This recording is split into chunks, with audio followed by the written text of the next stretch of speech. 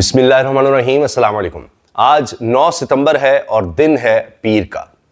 हफ्ते का आगाज हुआ है, लेकिन कल के जलसे के आफ्टर शॉक्स का सिलसिला जारी है।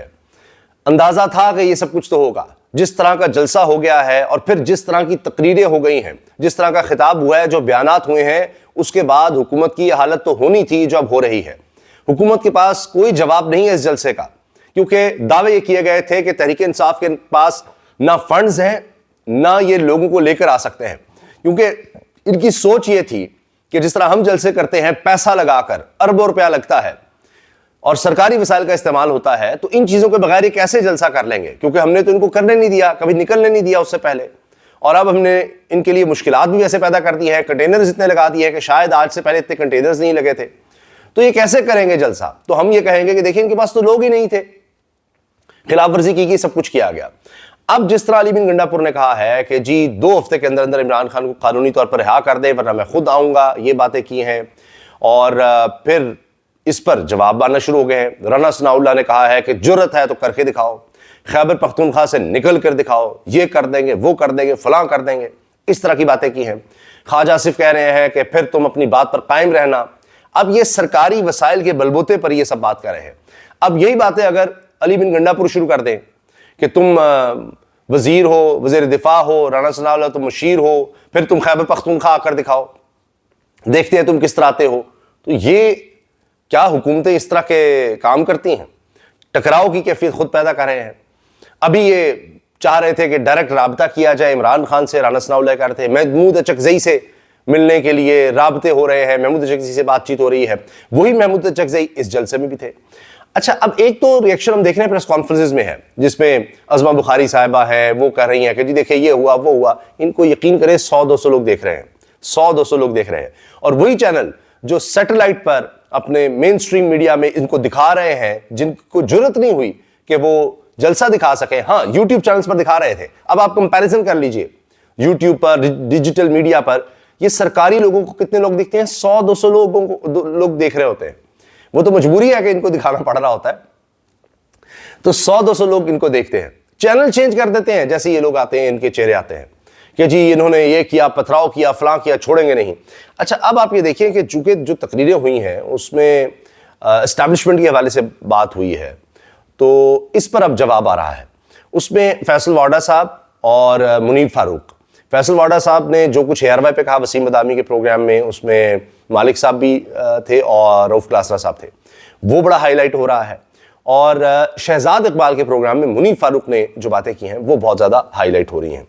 वो मैं आपके सामने रख देता हूं, क्योंकि हमने देखा है कि अक्सर ये लोग आगे बात पहुंचाते हैं कि जी या मुनीब फारूक साहब की जी इस्टेब्लिशमेंट के ज़राए कह रहे हैं, कामरान शाहिद साहब भी कई दफ़ा इस तरह की बात करते हैं, और इसी तरह से फैसल वाडा साहब तो डायरेक्टली कई दफ़ा कोट कर देते हैं, जी मैं आपको बता रहा हूँ ये हो रहा है, वो हो रहा है, ये होने जा रहा है।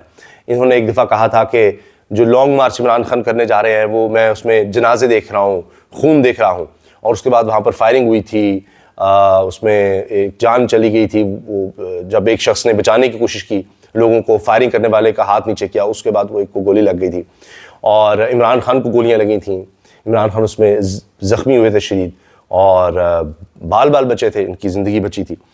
तो अब उसके बाद भी वैसे तो फैसल वाडा ने बहुत सी पेशगोइयाँ की हैं कि जी तहरीक इंसाफ ख़त्म हो गई। वैसे तो तजियाकार भी बहुत से कहते हैं ख़त्म शुद्ध, कहानी ख़त्म हो गई, अब इनके पास कोई नहीं रहेगा, इनकी टिकट लेने वाला कोई नहीं होगा, 8 फरवरी को ख़त्म। ये मखसूस नशिस्तों का जो फैसला है, इसमें आप देखिएगा क्या होता है।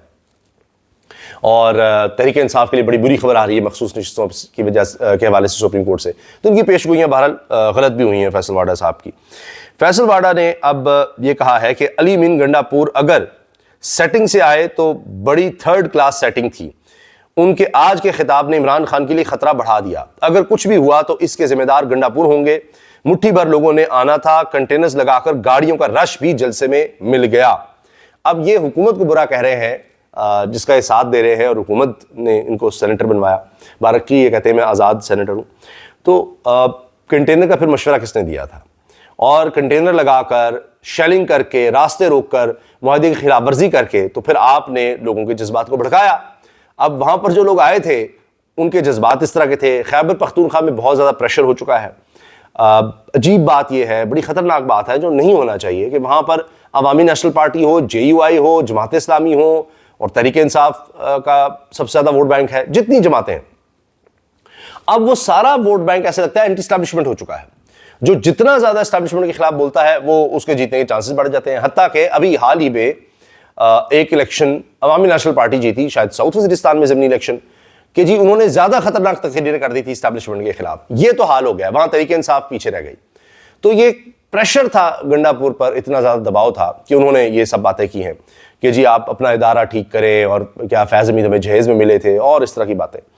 لیکن ایک اور بات بڑی غور طلب ہے کہ یہ کہا گیا کہ گنڈا پور سرپرائز دیں گے.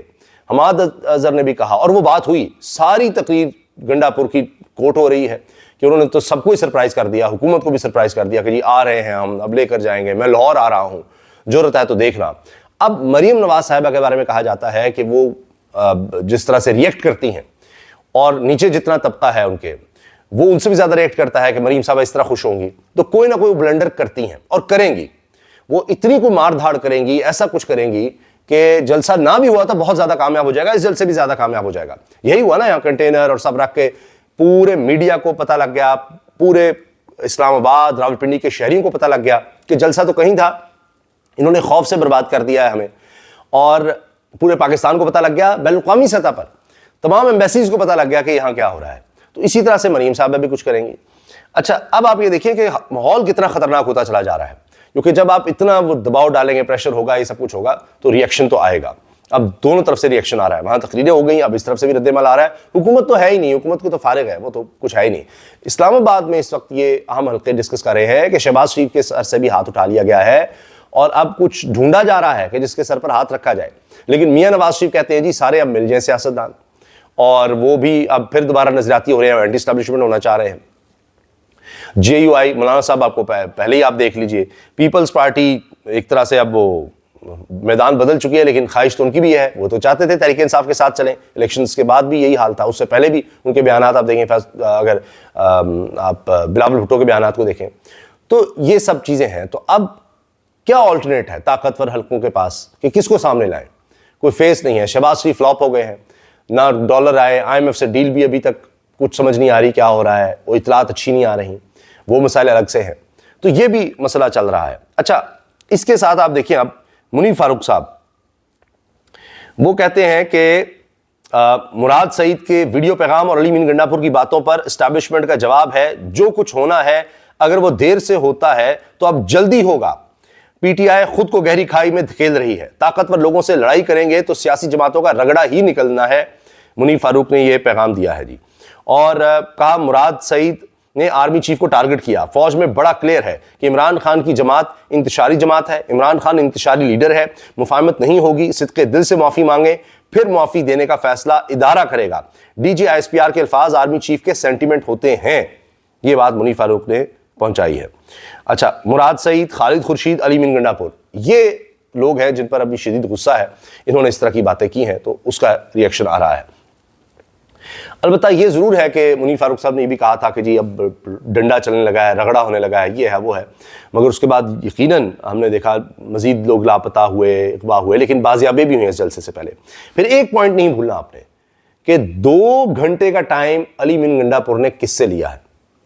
حکومت سے نہیں لیا, ابھی تک یہی نظر آ رہا ہے. جلسے کا وقت ختم ہو گیا تھا اور پھر ہم نے دیکھا وہ تشدد, تصادم, وہ سب کچھ ہوا, شیلنگ, پتھراؤ, گرفتاریاں. مگر علی امین گنڈا پور جب وہاں پر پہنچے تو 2 گھنٹے کا ٹائم انہوں نے کسی سے لیا تھا. اب یہی بات ہے کہ وہ حکومت کو بھی نہیں پتا تھا, اور حکومت کو بتایا گیا نہیں جی 2 گھنٹے کا ٹائم انہوں نے لے لیا ہے. تو یہ کیا قصہ ہے؟ کیونکہ پولیس نے تو گھیر لیا تھا اور جلسہ گاہ کے ارد گرد شیلنگ بھی شروع کر دی تھی, مجسٹریٹ سے بھی اجازت لے لی تھی. اب ان کی خواہش ہے پھر سے کیسز بنائے جائیں, تو اس سے بھی بڑی چیزوں کا پتہ لگے گا کہ کس حد تک مقدمات انتظامیہ جو جلسے کی انتظامیہ کے خلاف بنائے جاتے ہیں, اور ان کے خلاف کس حد تک کس طرح کا کریک ڈاؤن ہوتا ہے, تو پھر چیزوں کی سمجھ آئے گی. ابھی تک میرا تجزیہ یہی ہے کہ پیچھے چینلز اوپن ہیں, لیکن یہ پبلک سینٹیمنٹ بھی ہے جس کے لیے اس طرح کی تقریروں میں پھر جلسے میں اور جو ہوتا ہے سامنے لوگ کھڑے ہیں ان کے لیے ہو جاتی ہیں. لیکن ابھی بھی بیک چینلز اوپن ہیں اور بات چیت کے علاوہ راستہ کوئی نہیں ہے. اجازت دیجیے, اللہ حافظ.